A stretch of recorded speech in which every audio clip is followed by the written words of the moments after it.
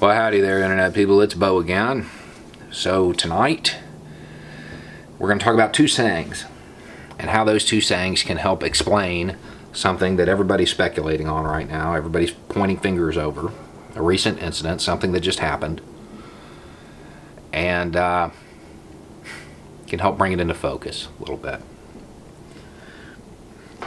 The first, never attribute to malice what can adequately be explained away by stupidity. Hanlon's razor, Hanlon's razor. There's much variations of this. Saying has been around for a while. Origins are unclear. Earliest one that I'm aware of was in a Jane West book in the early 1800s. So that's one. Just because something appears to be malicious doesn't necessarily mean that it is. It could just be incompetence. In fact, it most likely is.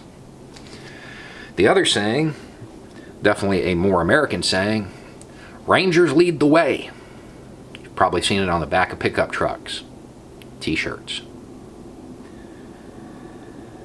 Rangers are some of our special operations guys. That's their saying, it's their motto. Indicates that they are typically among the first in any conflict. What do they do? What do they excel at? What are they just amazing at doing? Taking over airports, airfield seizure.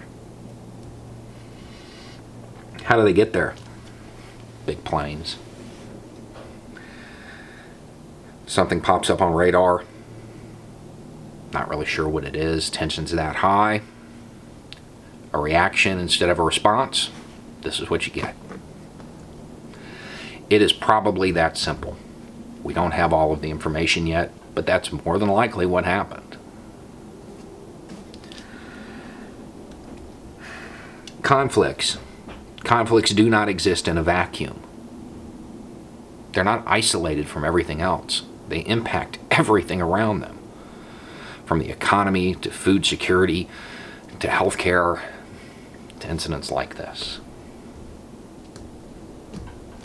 It's all interconnected. It's why we probably shouldn't support them for any little thing. And they shouldn't be undertaken lightly, because stuff like this can happen. People right now are trying to figure out who to blame. It doesn't matter. It really doesn't. It might provide the family some closure. But at the end of the day, knowing who to blame, the US, Iran, the UK, Operation Boot. Depends on how far back you want to go.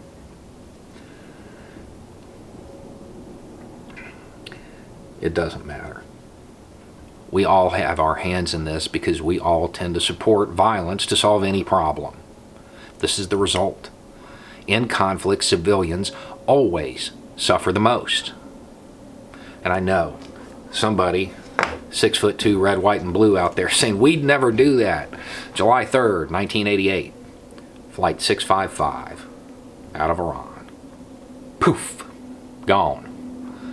290, 260. I think it's 290. Gone in an instant. We did the exact same thing. Did the exact same thing. We can learn from this. We can. We can learn that our rhetoric and our support for these kind of actions leads to this kind of stuff. But we most likely won't. And it will continue. The reason I know that this tragedy won't change anything, most likely, not anytime soon anyway, is because it is a tragedy today. It was a tragedy yesterday. It was a tragedy the day before, and the day before, and the day before, going back 19 years. There is a slight difference. This time, some of the people involved, the collateral, and now all of a sudden that word seems really harsh, right? Because we can identify with these people. They're not others, right? The collateral for the last 19 years They weren't others either. They were people.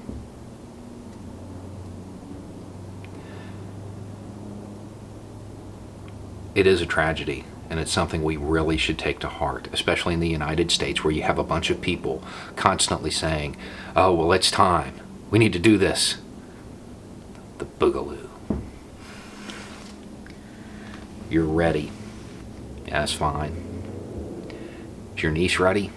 Your uncle, your brother, nephew? Because odds are it's going to be them, not the person that's ready.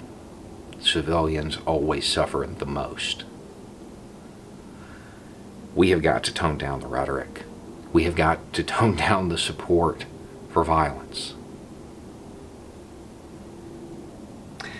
Or we'll have another tragedy tomorrow. Anyway, it's just a thought. Y'all have a good night.